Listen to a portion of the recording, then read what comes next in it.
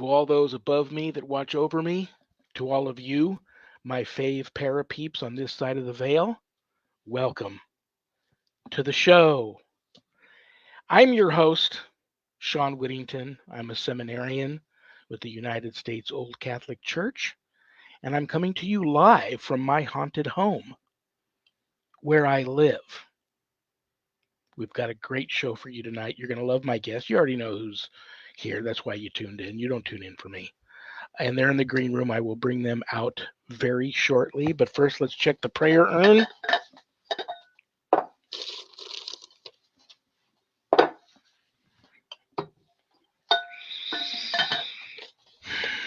Lois K. from Nevada. Lois, you just said Nevada. Are you here in Vegas or up north? I know you are clergy, and that is why I watch your show. You're sweet. I know many clergy and how special you all are. Would you please offer up a prayer for priests? Lois, that's one of the most special, if not the most special request anybody's ever asked of me at the beginning of my show.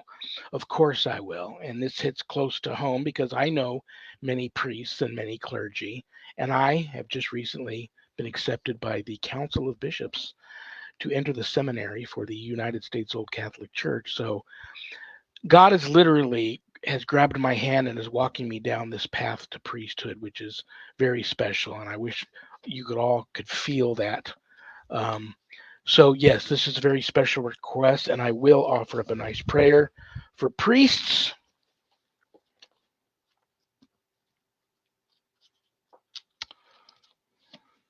Here we go. This is a nice one. In the name of the Father, and of the Son, and of the Holy Spirit, amen.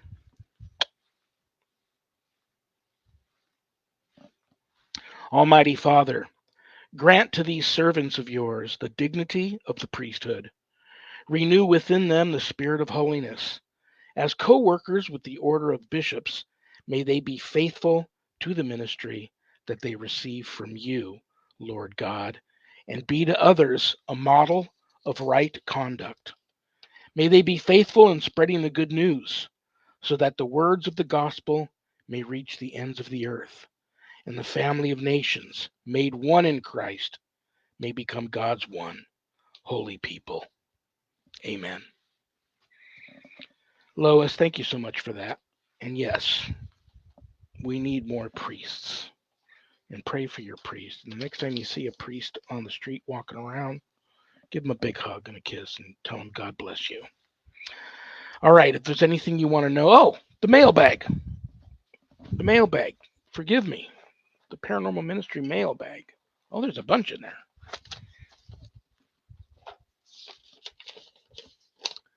David R. from North Carolina. When are you going to share with us your Bigfoot experience? This is too funny. I am going to talk about this very topic with my guests tonight. They've had an experience, and maybe if we have time, I'll share mine. And there's another one that a friend of mine, many, many years ago when I was a young kid in New Jersey, had an experience. I'm going to run it past my guests and see what they think. But I'm going to leave this on my desk here. I'm going to ask them that question. And if I don't get to share it today, David, real soon I will share that experience. If there's anything you want to know about my wife and I, go to our website, www.ghost-b-gone.biz. That's our website. And remember, my wife and I don't charge for helping people with their paranormal issues. So I know times are tough, but if you notice the donate button and you're able to do so, click on it and send in a small donation. I promise you, it'll be appreciated from the bottom of our hearts. And trust me, we'll put it to good use. Don't leave the website without navigating over to the page called the WSE course/book. On that page, you'll find my new haunted autobiography, God, Ghosts, and the Paranormal Ministry. And I quote, "Scariest book I ever published." That was Annette Munich, owner of Stellium Books, my publisher. But don't let that scare you off of purchasing a copy. If you haven't done your good deed for the day yet, part of the proceeds of every sale of every copy of my book goes to support stjude.org, St. Jude's Children's Research Hospital, Nevada, and the ASPCA.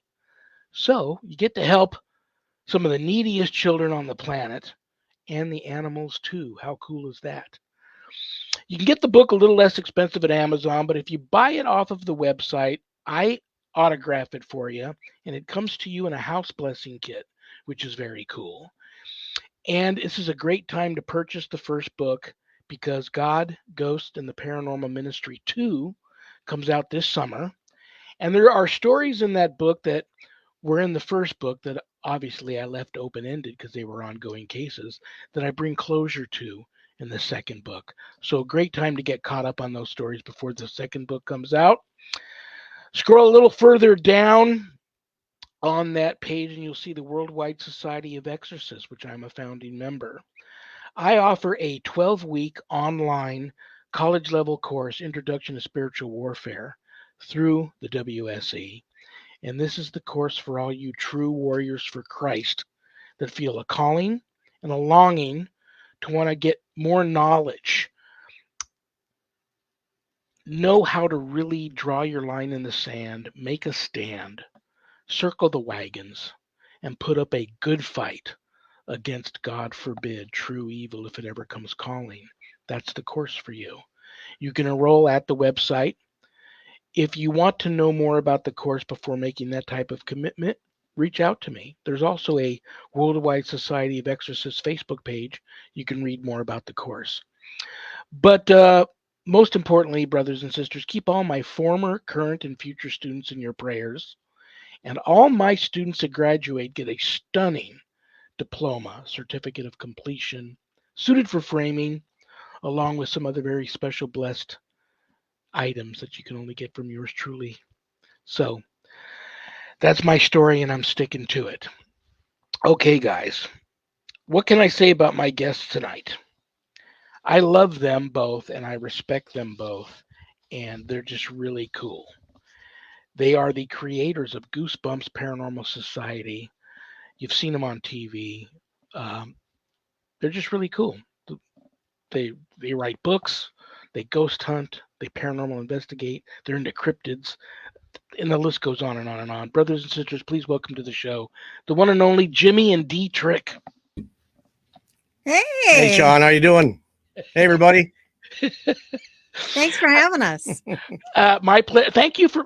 Come on, I know you guys East Coast. It's late there, and you took time, an hour out of your busy Monday evening to spend with me and my ministry family. So thank you too. And I know what people are thinking right now. They tuned in for Jimmy and D Trick, but they got Bonnie and Clyde. And behind you, you got an old gang member that was disgruntled with the way things were going, so you had to take care of that. Yep. So, very, very cool. Yeah, this is Bones behind us here. He goes everywhere we go. So we kind of took him in. He was homeless, so we took him in. We housed him. We fed him. He's a little quiet. A little stiff. Yeah, but, he hasn't gained much weight, but his bone mass is much more than what it used to be. So. Very, very cool. He's not as much fun as us. Listen, you guys are fun, and that's the theme of the show. You guys know how I roll. I just want you to have fun because I'm going to want you to come back. And if I ask you anything you don't want to talk about, you just say, Sean, we'd rather move on off that topic, and it's a done deal. I do have just a few questions that I threw on this little list I have here, and a few questions that came in from fans and followers of yours. As soon as my show has taken on a life of its own, I've got people sending me in prayer requests. I have people that send me in other questions that I throw in the mailbag, and then I get people as soon as I start promoting a show and who my guests are going to be. People that love them start sending me in questions. Oh, if you get a chance, will you ask them this? Will you ask them that? So I write these down. I don't get to, and sometimes I don't get to any of them, but if I get to some of them, great. So we may get to some of those tonight. But what I want to ask you guys right off the bat is when I was stalking you two for stuff to ask you tonight, I went, I stopped briefly in at Diane's Facebook page. So I ask you this. Yes. What part of the paranormal pond do you guys like dipping your toes into now? Because I noticed her cover photo. I would assume the cute toes that are painted red are Diane's, and Not mine. and the foot on the left that looks like it could stop a car with the brakes went out has to be your foot, or it's Diane lounging with Bigfoot on the beach somewhere. I'm not sure. But you guys do it all. You're a do it all, from Goosebumps. And I'm gonna make sure everybody knows the website. www.Goosebumps Paranormal Society, all one word, .weebly.com. Yes. Yes. You also have a Facebook page that's going to be up soon. Yes. Yes. Tell everybody about you guys, the team, and where your interests your passions seem to most be under this paranormal umbrella right now. Well, I'd have to say that it is definitely still the paranormal is anything that cannot be classified by a scientist, can't be put in any particular box. So we will say, I guess we'll go with ghost hunting. We're going to stick mostly with that. Yes. We're into a lot of things, but we still do the ghost hunting. We're getting more and more into doing presentations at events and showing people exactly what we do, showing us the evidence that we get at some of these investigations. And that's been well received by the audiences. Absolutely. And that's funny. You and I must be a little psychically in tune here, because that was one of the questions one of your fans and followers, apparently they had planned to see you guys at an event you had this past weekend. Oh, yes. They weren't able to come. So this person asks, how was Saturday's event? And they also want to know if when they do finally get around to seeing you two in an event and checking out one of your presentations, what can your fans and followers expect from a Jimmy and Dee Trick from Goosebumps presentation at one of these Paracons? Well, hopefully you're going to get some enjoyment. You're going to enjoy. We like to have fun. We like to be informative. We love to share our experiences. We're not the real serious type of presenters. We like Dee says, we like to have fun. We like to get the audience involved in some of our EVPs that we play. We ask them, we know what we heard, but we want to involve the audience. And when we play it, say, what do you think you heard? And then we just talk to everybody about it. We try to get the audience involved. Yeah, that's the fun part. We kind of ask them questions and get them involved and make them feel more than just sitting there watching. Okay, slide 1, slide 2, slide 3. That's not how we roll. That's very, very cool. I saw pictures of that event, and it was crowded. And everybody that I know that did go there, I'm following their comments and stuff. Everybody had a great time. Yeah. What's next for 2022? We're in August. Oh my gosh, we're already in August. I know. I know a lot of these paranormal conferences and Paracons tend to really pile up. And they're all over the place, usually around Halloween, fall time, Halloween. What do you guys have on the docket for the remainder of this year if people want to try and make sure they see you? Well, right now, in about 2 weeks from now, we're going to be in Gettysburg for the 3-day event, the Gettysburg Battlefield Bash. We're not presenting there, but we will have a table offering our signed books and some merchandise we have. We've never been there before, been trying to get in there, and this year we were able to get in there and be a vendor, and we're excited about it, and it's going to be a great time. So we're really looking forward to that. That's not this coming weekend, it's the following weekend, Friday, Saturday, Sunday. The nice thing about the event is that it doesn't go into the wee hours of the evening or the late hours of the evening. I think it stops at either 5 or 6. 6 o'clock. That will give us time. We can go and do some investigating before we head back to bed. That's what we plan on doing. We plan on being the event is on Friday. It's from 12 to 6, and then Saturday is from 12 to 6, and Sunday is from 12 to 4. So that gives us time afterwards to, like Dee says, we'll go out on the battlefields. We'll try to do some investigating, because we've been to Gettysburg over a dozen times now, and every time we go and do some of our own investigating, we get something different all the time on the recorders, and that's the things that we present at our presentations, our events. So we're planning on getting some more evidence. I was there when I was very young. I have to put that near the top of my to-do list. I got to get back there. Sharon's from Pennsylvania. Mm-hmm. I got to get back there and check out Gettysburg again. Phenomenal, phenomenal place. I don't know Yes. one person who's passionate about researching the paranormal or investigating or ghost hunting or ghost busting that hasn't gone there, that hasn't had an experience. And some people have had like life changing experiences. Some people have gone there just believing in ghosts a little bit, but they're more into history and the Battle of Gettysburg and just wanting to go there, that have ended up having these life changing paranormal experiences Sure. that have changed them so much that they've now become these elite para hunters and do their thing. I would love to hear from you. If you have a story ready to tell me, I would love to hear what you remember most about any of the paranormal experiences that you have had there at Gettysburg. Because I don't know if they closed the park down at night. Yes, Yeah, at dusk. at dusk. At dusk they close it. Yeah. Dusk. I guess you can't get in there, but the whole town, that whole town, Yes, just about anywhere it's you not go. just it's not just the battlefields. There's so many other places to go, and sometimes you can stay after it's dark, but and hopefully nobody finds you. Not that we've ever done anything like And- that. Yeah. This is just what we've heard. No, yes, we've heard that sometimes it's such a big place that you could get lost and oh my goodness, look at the time. But they do patrol the park, Oh, yeah. and they will find you. Oh yeah. Yes, they will find you. Which one? What do you? Oh boy. I know. I know. Where I to mean, start? there's so many things. I mean, and I've heard of it. I've heard this place has it all. You've got soldiers that don't know they're dead. You've got soldiers that do know that they're dead. You've got soldiers from both sides, the North and the South, who are now friends in death. You have soldiers that are still fighting the battles. Right. Yes. Well, And the stories go on and on and on.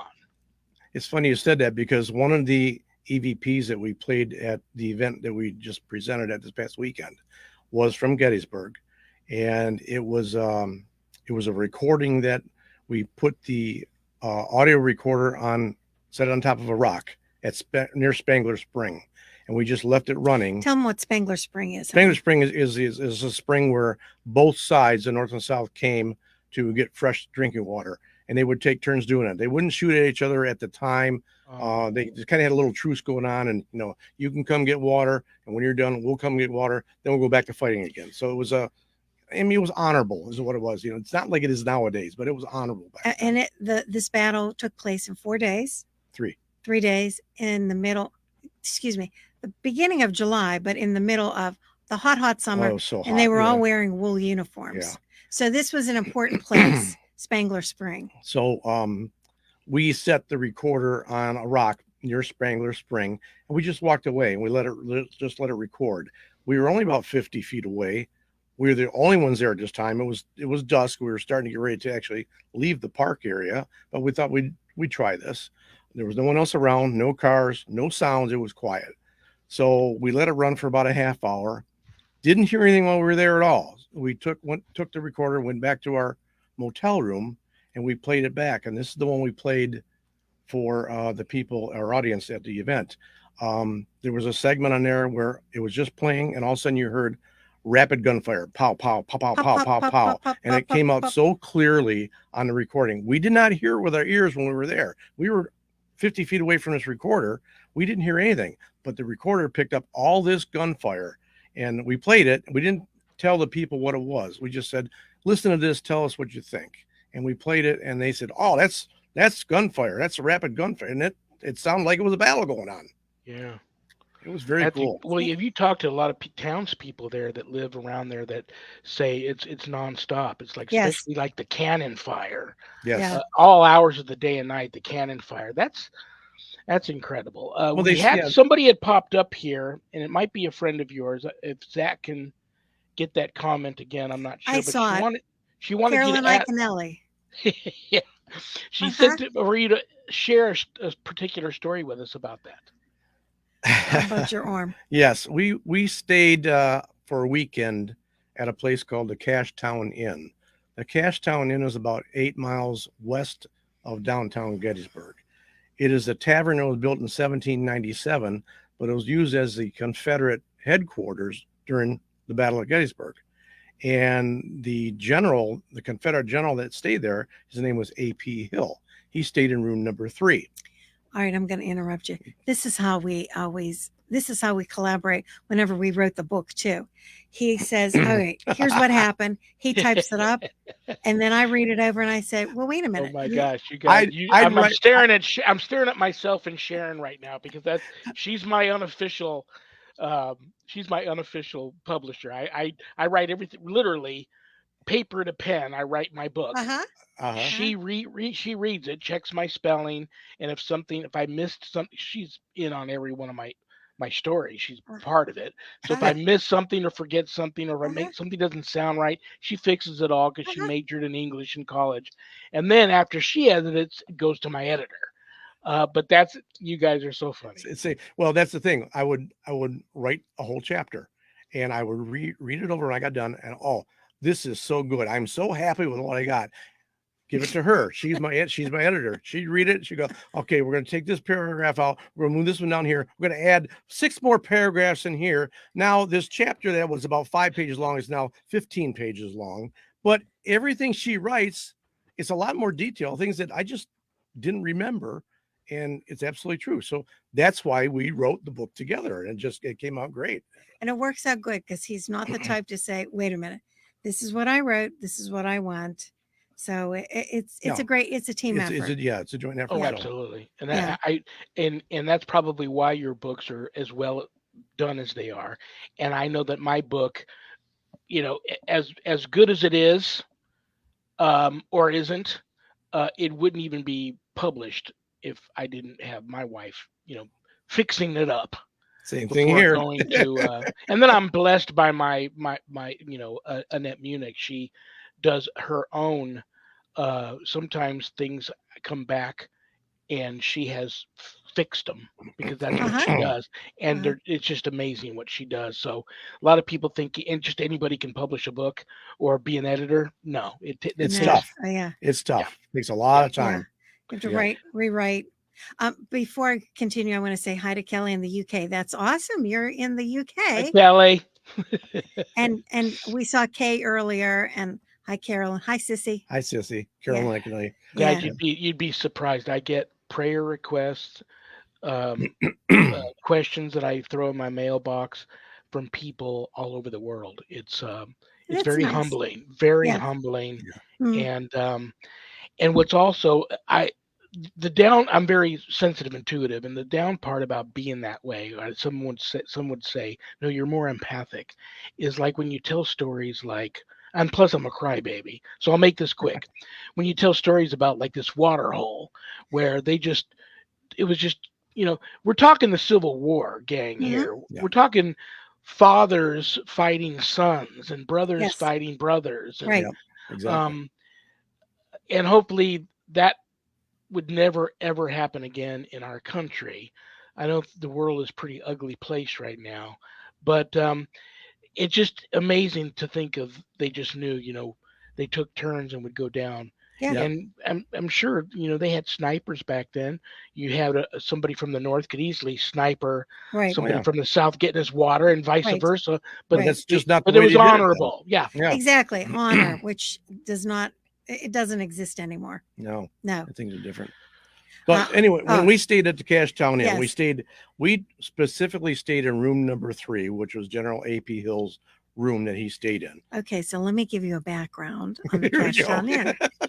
So not only was that the Confederate headquarters, but they used the basement was an operating room, it was a hospital, morgue, field hospital. Yeah. Yes, they used it at a field hospital, and they said that at one point they started throwing the body parts out. They had to do all these amputations all the time. So when they would amputate a limb, they would just toss it out the basement window. And they said the pile got so high, it blocked the light from coming into the basement. It just kept piling up and piling up. Yeah. So that's just everywhere throughout Gettysburg, Gettysburg. That's how they pronounce it. It's Gettysburg. So there's a lot of tragedy that happened right around that building, in that building. And so we, of course, wanted to stay at that building. We've seen it on the Ghost Hunter shows too. Yeah, this Cash Town Inn is known to have a lot of paranormal activity. Yeah. So that's why we specifically booked this room number 3, because there were things that said to happen in this room, and we wanted to stay in that room and see for ourselves. So we went to bed the second night. Okay, here we go. I'm interrupting again. I'm sorry. So Jim has a hi honey, it's me. He has a major general's union uniform. So you're wearing it. He packed it with him. Sometimes he wears it. Sometimes I wear it when we walk through town, and we, everybody wants your picture taken. That is so cool. It's a lot of fun. It's so people stop us and say, "You've made our vacation. Thank you so much. Can we get a picture?" It's as weird as it first sounded whenever he told me he did this. I thought, okay, and I thought, okay, and then we went. But these, it was just amazing. The people that come up to us, and so he said, "I'm going to buy you something," and I said, because the traditional garb is with bonnets and up to here and long sleeves and petticoats. And I said, that's not going to happen. I said, I want to look like Miss Kitty from Gunsmoke. So he bought me a dress off the shoulder. You're really pretty royal blue. Yes. And I had my hair up, and I had a little fancy little hat and gloves, and I had a parasol. And sometimes I used my southern accent with what were you again? Major General. Major General. Oh, I'm so sorry. Come on now. Come on. I have the vapors. It's so hot. I'm so sorry. I have the vapors. But anyway, so where was I with all? I don't know. We were talking about Cash Town Inn. I don't know where you went. He brought his uniform as a triggering mechanism. We thought, okay, we're going to bring the Union uniform into the Confederate general's bedroom as a trigger item. Yes, to see if we could, get some action going. Hung it up on the back of the door. We set up some laser grid, and we had some other little things in the room that they had done. Put some coins, mark where the coins are on this particular, like a little makeup table, to see if during the night they moved. Yeah, what you do is you put like a piece of paper on the table, and you put a couple of coins on it, and you draw a circle around the coins, and you leave it. And if the coins move, they'll obviously move off of the circle that you drew around it, and something happened. This room also has had some activity where there's an antique rocker that rocks without anybody being in it. So there was all kinds of things that we thought might be going on. We had a camera running through part of the night, and then a couple audio recorders. Yes. So okay. So we had my turn. Okay. Yeah. We had an audio recorder running on a nightstand on my side where I was sleeping. So we went to bed. It was late. About 1:30 in the morning, I was laying on my stomach with my arm up over my head, and all of a sudden my arm started shaking violently. In fact, it shook so much, it shook the entire bed. It woke her up. She was sound asleep. She woke up and says, "What is going on?" I said, "I don't know. My arm starts shaking." As soon as I opened my eyes, it stopped just like that. Did you feel something grab your arm? Well, that's what I wasn't sure of. My arm, it wasn't a spasm, like a little tremor. It was shaking like crazy because it was shaking the entire bed. It woke me up. I woke her up. I can sleep through anything. So we thought that was very strange, but then it was weird. We didn't know what it was. But it wasn't until... And it was documented. We heard everything on we had the recording. We played a recording back. You could hear it all in the recording. So it wasn't anything that we just dreamt. Wow. So it wasn't until about a year and a half later, we were back in Gettysburg, and we happened to be talking to a historian that was around one of the battlefields. And I was telling him about this event that happened at the Cash Town Inn. And as I'm telling him, he's looking at me and he's kind of smiling, nodding his head, smile. And I'm wondering, what's he smiling about? What's going on? So finally he says, "Well, you know what the story is behind that, don't you?" I go, "I don't know what you're talking about. What do you mean?"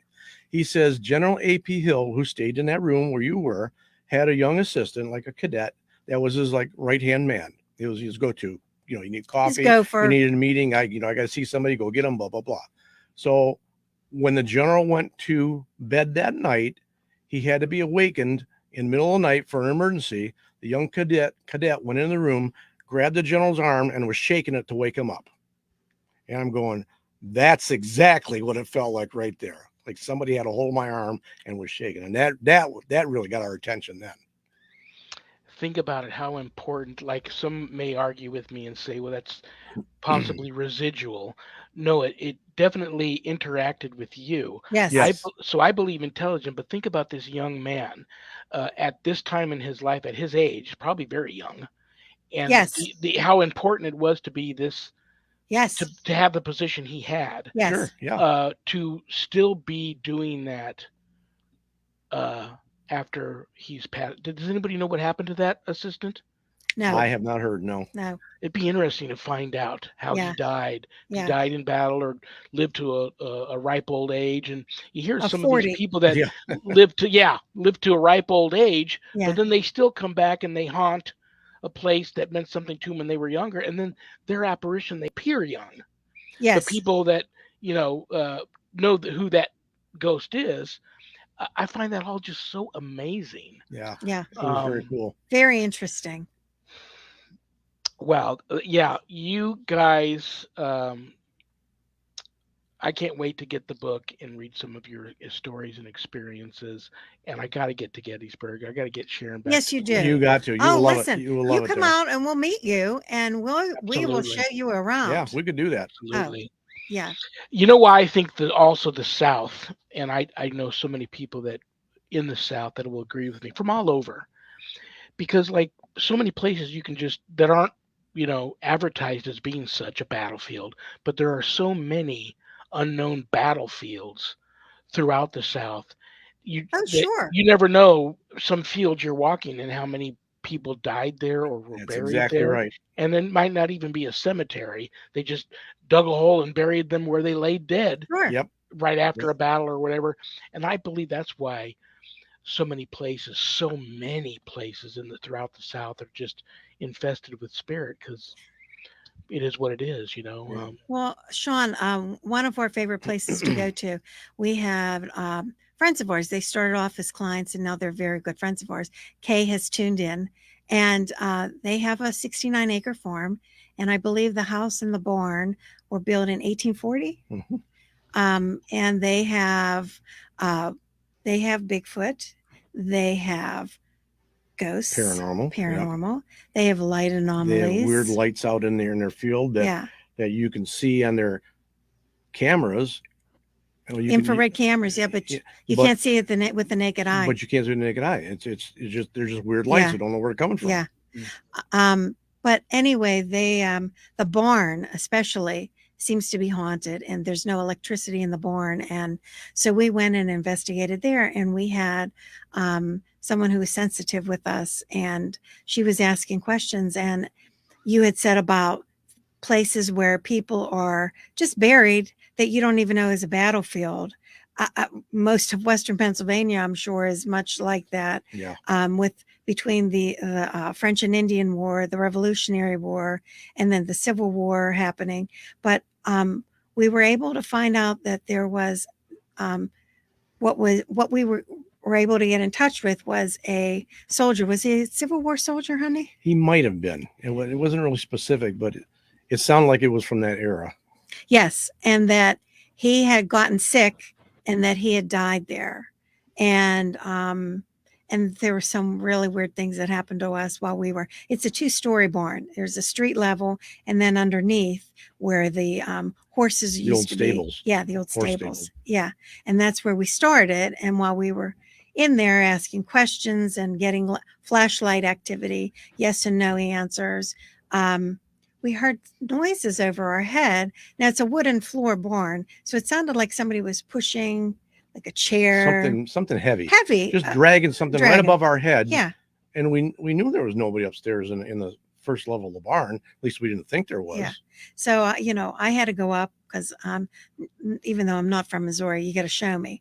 So I boom, boom, boom, boom, boom, boom. And I look pitch black because I said no electricity in there. And I have my flashlight. There's nothing in there but this humongous It's a big combine, big tractor. Yeah. I'm looking at this huge thing, but there's nothing or nobody. There's nothing in there that you would be pushing. There's some bales of hay, but there was. And yet we all heard it very loudly above our heads.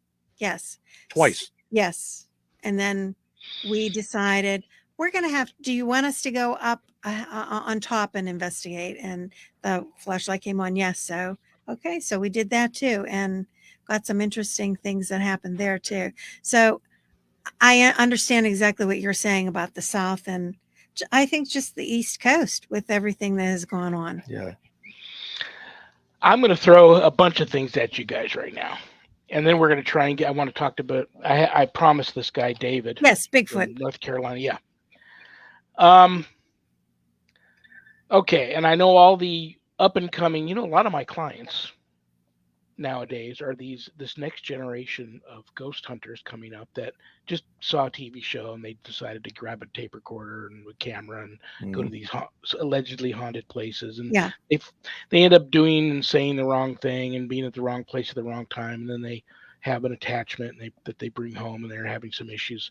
Sure. Yeah. So for all of the young up and comers, I'm going to ask you guys if I put your feet to the fire and you could only go out of the house to an investigation with one recorder and one camera, what would those two be? And that's the first part of the question. The second part of the question is, I firmly believe the reason why EVPs aren't like having just a conversation with someone, even if it's like a ghost box, a really good ghost box that seems to perform well. You can't really sit down and have a conversation with a spirit like the three of us are talking. Right. Sure. And I think it's because this is just my theory, because it takes so much energy just to say the little bits that they're able to get out. We believe that they can't sit there and hold a conversation with you. So this new phenomena that a lot of investigators are telling me about now is they may be in this building, and let's say it's a 3-story building. They're at one end, and in a room they have their tape recorder going. They're at the other end of the building on the 3rd floor, and they're conducting an EVP session. And that recorder doesn't catch anything. They don't hear anything. But later on, when they review evidence on the recorder at the other end of the building, 2 floors below, they're getting the answers on that recorder. Oh. Or sometimes they're in the middle of a session and they hear something that doesn't come on the recorder. Or, of course, the famous thing is that we don't hear it and it is on the recorder. Yeah. Just you guys have the floor to talk to me about theories on all of the disembodied electromagnetic fields and the voice phenomena and all of that. Well, when you're talking about electromagnetic fields, that's why we have these EMF detectors. They detect electromagnetic disturbances in the air. And it's believed that when spirits try to manifest themselves, they draw from surrounding energies to make themselves known. And when they draw from surrounding energies and use surrounding energies, everything's made up of energy. So if they draw from surrounding energy, they can leave a cold spot because energy also creates heat. So if they draw from that particular spot, it could leave a cold spot, but it can also set off the EMF detector with the lights and saying, hey, there's a disturbance going on here. Something is making the electromagnetic field here go haywire here.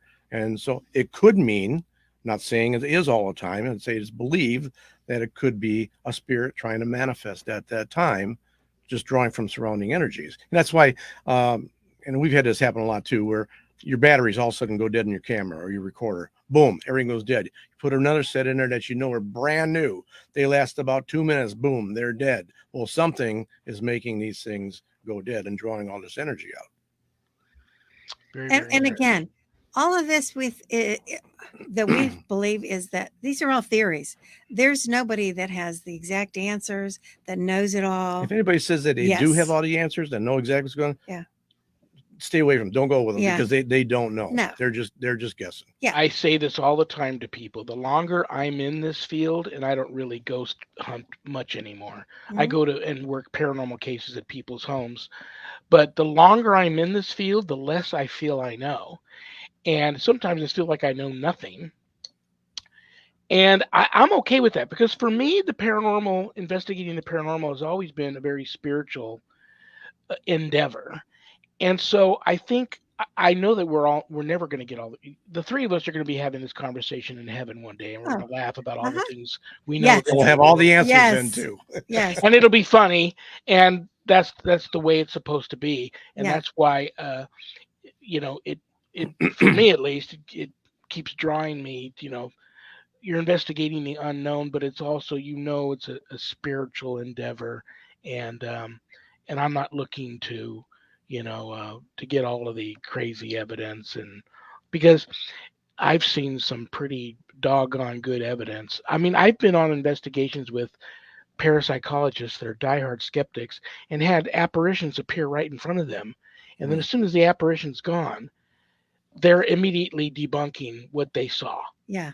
And that I didn't see a ghost. So there's going to be it doesn't matter how great your evidence is. There's going to be people out there that are going to shoot it down. Sure. So I don't think I ever really cared too much about what people thought about. I only put stuff out if I can attach a really strong personal experience with it. Having said that, before we run out of time, I know there's people out there that have seen you guys on Finding Bigfoot. And you guys have had a personal experience, and contrary to popular belief, even if you're in this field of paranormal research and cryptids, you're among just a handful of people. I call it a handful. It's more than that, but not everybody's had a Bigfoot experience. So share with everybody again your experience. I know you're asked this question all the time, but I know there's people that have tuned in that want to hear about your experience and how it changed your life and where you're at now in your passion when it comes to the big guy, and if it's the guy that Diane is with on the beach in her cover photo, if that's one of them, or what's going on there. I'm going to throw a plug in for a documentary that we were just lucky enough to be in, Jay Bachochin's Beyond the Kettle, Finding J2. Yes. He's working on another one here. It's called Finding Goosebumps Beyond the Tricks. I saw you right there. Yes. So Jay is out in the Kettle moraine of Wisconsin, and we became friendly with him. It's amazing how you make friends with some of these, we got introduced to a wonderful world of some wonderful people that we've met. Paranormal, meaning Bigfoot, ghosts, UFOs, all of the above. And Jay's one of them. And so he invited us to Wisconsin. We brought some paranormal equipment with us, and he wanted to show us. He has the same theory that you have about ghosts, about Bigfoot, that it doesn't matter what kind of evidence he's going to come up with. There's going to be people, even if they saw it, just like you said, there will be people that say, nah. So he's not in it to prove to the world that Bigfoot exists. He just wants to know for himself. And so he took us out, and we went just for a walk. He was going to just give us lay of the land. This was during the day. Just wanted to show off the Kettle moraine, which is just stunningly beautiful. Oh, it's gorgeous. Yeah. And we had no equipment with us, just our cell phones. And we weren't planning on doing any kind of investigating, just a walk. And then all of a sudden we stopped and we're talking. And then we heard this. It sounded like somebody tapping like a bongo drum or something way off in a distance, but it wasn't rhythmic like a song. It was sporadic, almost like Morse code, wasn't it? So something almost like Morse code. Yes, very much so. We were standing on. So there's a path that winds through, and then the kettle just drops down hundreds of feet. So we were very deep, a deep bowl. Way down. And that's where we were standing on the edge of it. And that's where this sound was coming from. So it's not a place that somebody's going to traverse and get down and say, okay, I know there's going to be people walking by. I'm going to bring my bongo drums and freak them out. Yeah. I mean, there's just no way. It's just so dense. It's so thick. Jay says that there couldn't be anybody down there. It's just, you couldn't get down there easily and get back at all. Oh, who would be down there? It was so amazing that we were just stunned by this sound of as I said, this. And so we recorded it, and that's part of his documentary. I hope we're not blowing in any kind of. Well, just don't say too much. Okay. His documentary is coming out on the 22nd. Yes, August 22nd. So. But anyway, it was the weirdest thing. So it stopped, and then we started walking, and I said, wait, I want to try something that we do whenever we do paranormal investigations. So we stopped, and I said, that was so beautiful. We really enjoyed that. Do you think you could do that again for us?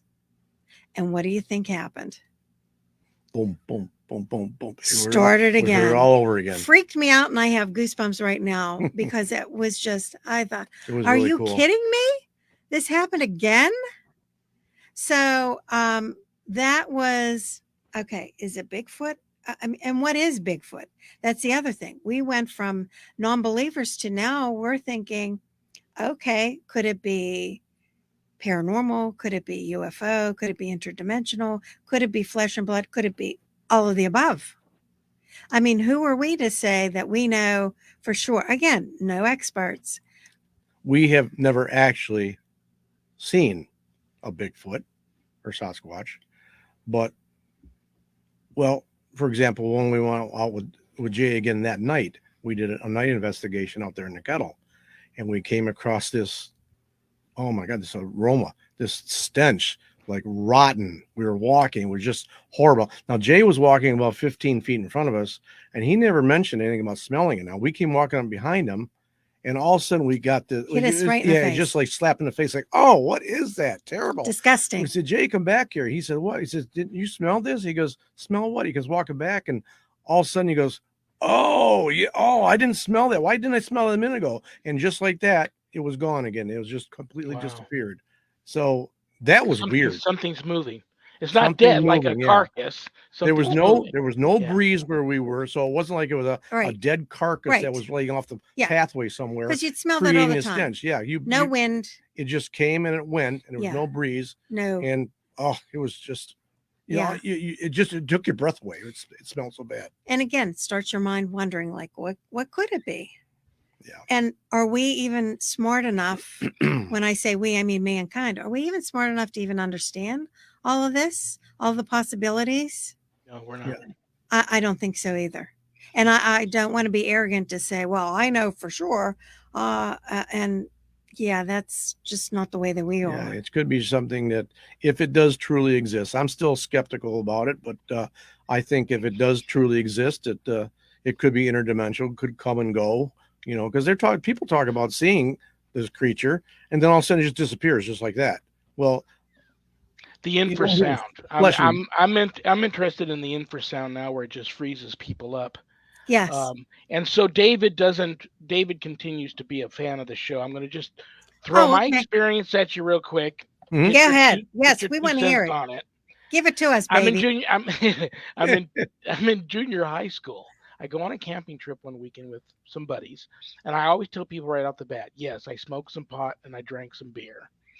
So I was high, but I wasn't belligerently drunk and stumbling around, and I wasn't smoking peyote. I was smoking, kitchen pot back when you were in junior high school back in the day, Nickelback. But in the middle of the night, everybody's sound asleep in this Indian cave, and I have to go to the bathroom bad, number one. So I walk out quietly. I don't want to wake anybody up. And I'm walking out to find a nice place where I can not pee on anybody in the dark or pee on the campfire. And all of a sudden, you bring up that stench. I get hit with this stench. So at first I thought skunk. Then I thought I walked up on a dead carcass of something. Yes. That's what we thought, yeah. But before I have a chance to decide, do I want to pee or not pee? I know I'm in the pitch black. I have a little pen light, but I can clearly see in the moonlight 3 trees, a big stump and 2 big trees. And I notice the middle stump starts to do this. Uh-oh. And I'm frozen because I don't really know what I'm looking at. Sure. And before I know it, this stump slowly stands up. Now, before I even started talking to experts about it, so many things ran through my mind. Am I about to die? Is this a bear? Yeah. But no growl. It didn't bum rush me. It stood up. It's still rocking a little bit. I'm frozen with fear. Yes, I did end up peeing in my pants. Yeah. So here's the infrastructure. You're losing everything. You can't move. You can't scream. You can't run. Right. And they say that now this thing can throw this this feeling on you to where you feel like that and you're frozen.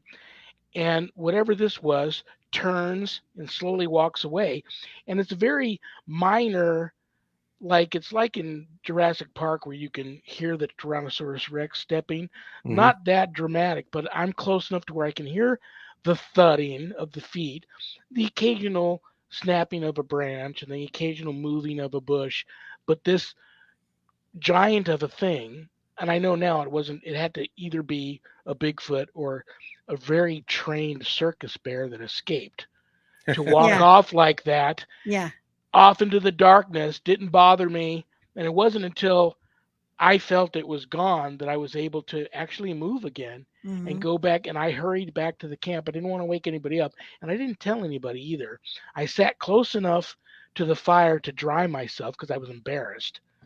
But I never told anybody. And it wasn't until I started doing my radio show and talking to Bigfoot people that I shared that experience.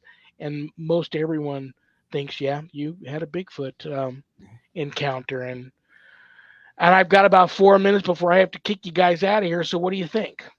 Oh, listen, awesome. This is talking to people like you about Bigfoot is what turned it around for me. People get emotional.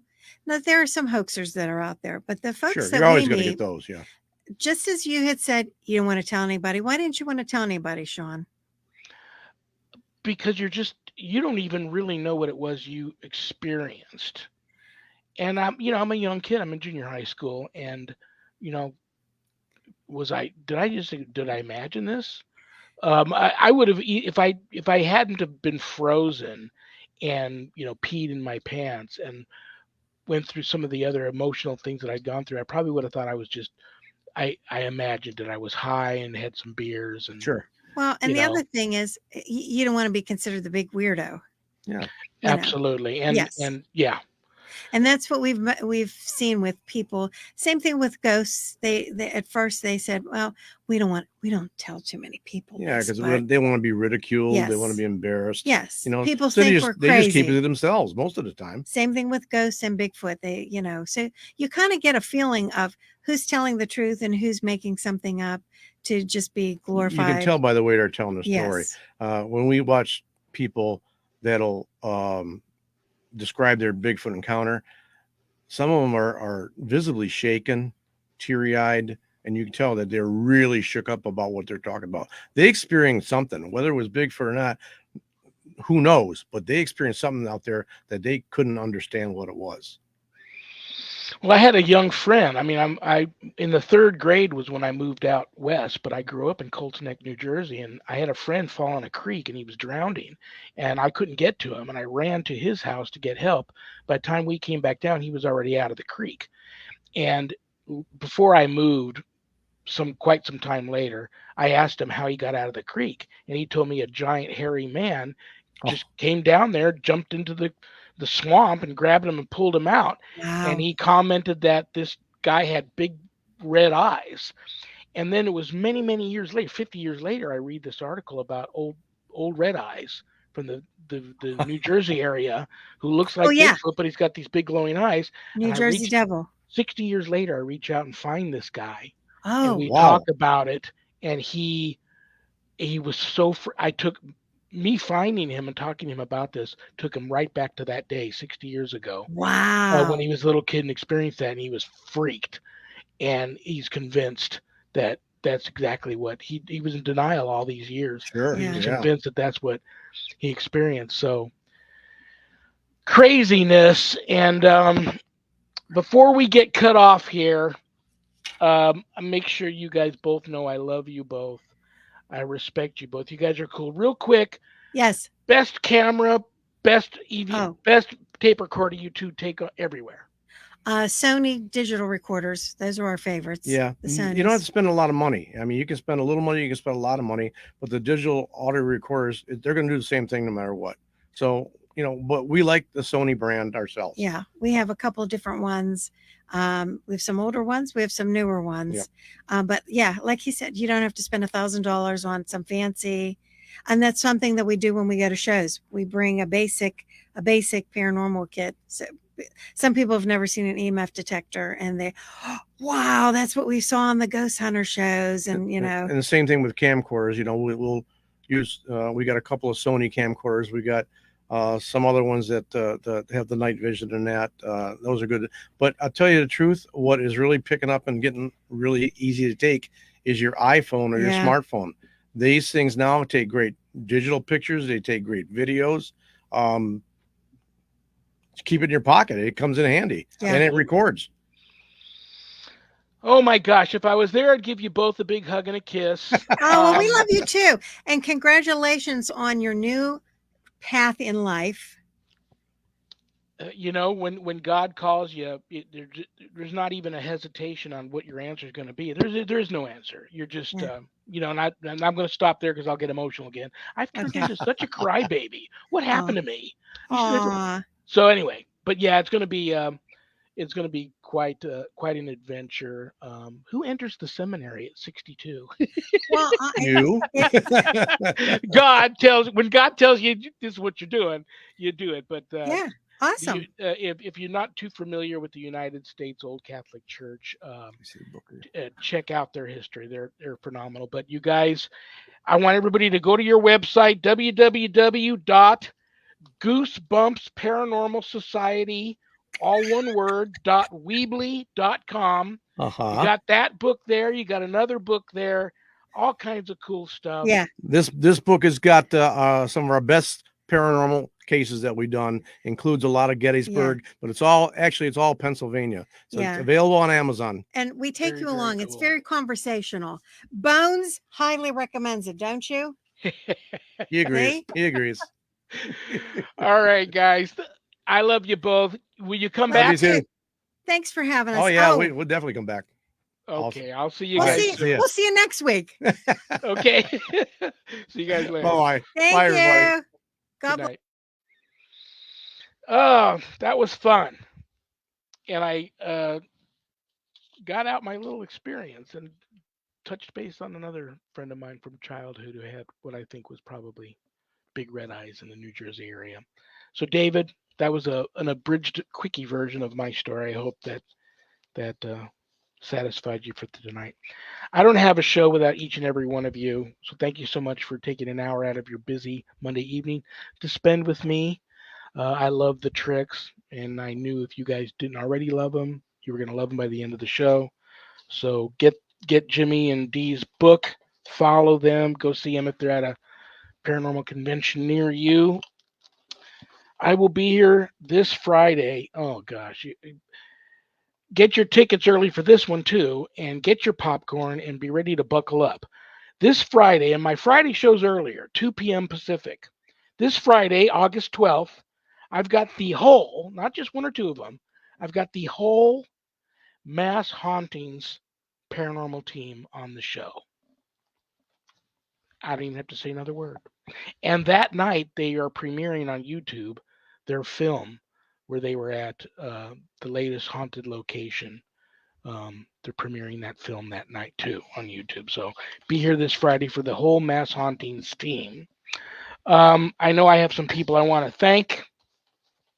I want to thank my co-producers, Adrian and Zach Clayton. They are now married, so they're the Claytons. I couldn't do the show without them, so God bless them both. Thank you to Things Network. Thank you to Temple of Phoenix Rising Entertainment. Thank you to Skeleton Key Network.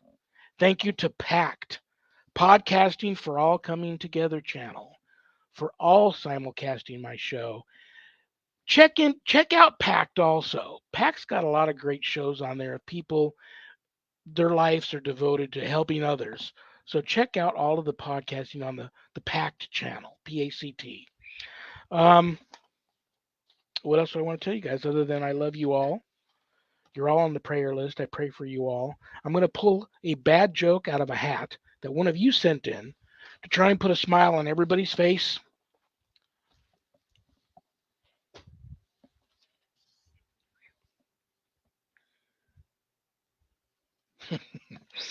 Why are colds bad criminals?